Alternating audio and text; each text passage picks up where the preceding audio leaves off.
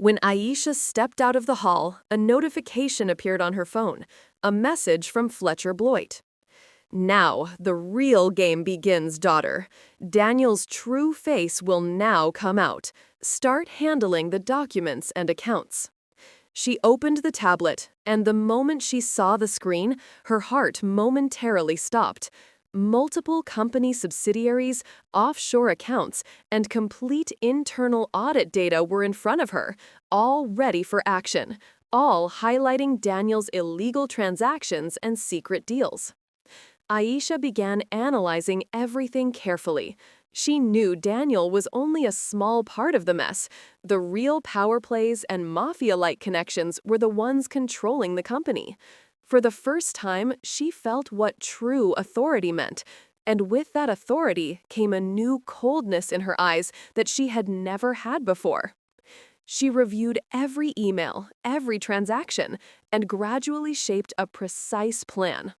The first thing she did was freeze Daniel's credit cards, completely revoke his access to corporate accounts, and give the internal audit team direct instructions that their work was solely for her.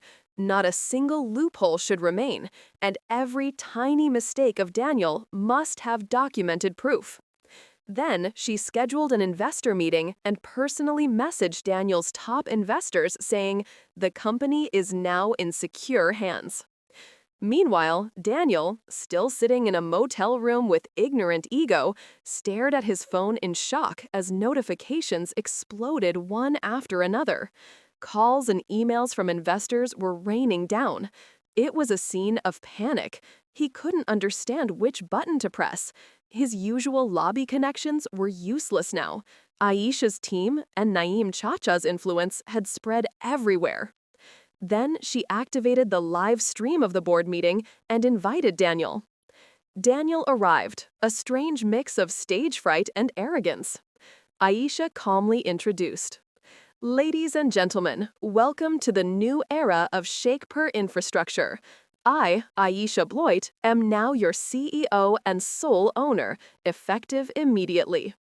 Investors were shocked. Daniel turned pale.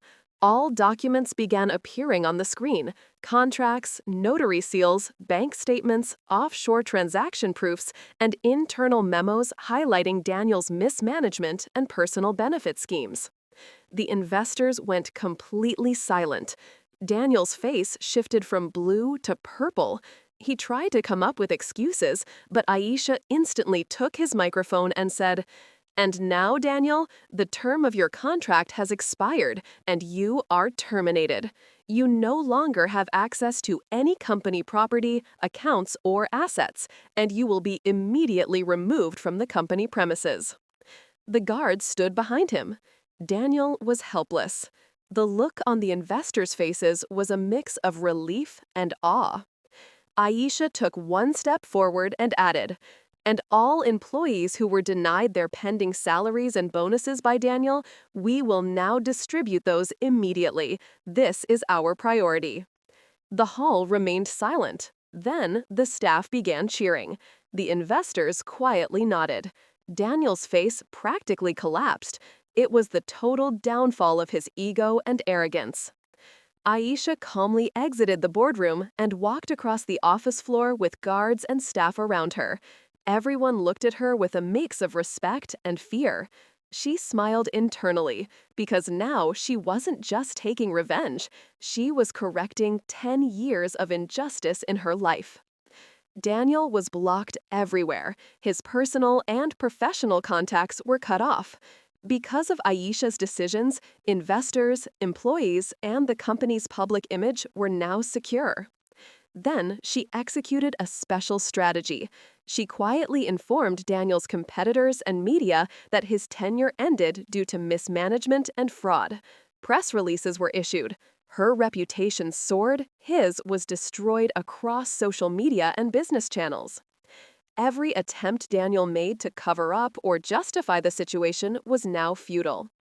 Aisha invited Daniel's high-profile friends and associates into separate meetings, convincing them that the company was now in safe and stable hands. Those who once stood with Daniel left their positions and joined under Aisha instead. Daniel was literally helpless, desperate, and humiliated. Aisha then used corporate strategy to audit Daniel's personal assets as well and froze his illegal transfers. Daniel's bank accounts and personal properties also came under her control. He received a formal notice stating that he was only a former employee entitled to no personal benefit from the company. In front of investors and legal authorities, Daniel had to face his guilt and helpless status. Media coverage publicly destroyed his image and ego. Aisha calmly looked out of her office toward the city, skyscrapers, lights, and billboards glowing. She felt that it was not just Daniel's downfall anymore, it was the full restoration of her dignity and power.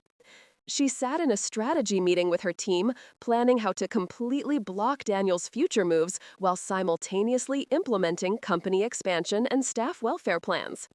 For the first time, she felt that the true satisfaction of revenge only comes when you deliver justice through your own power.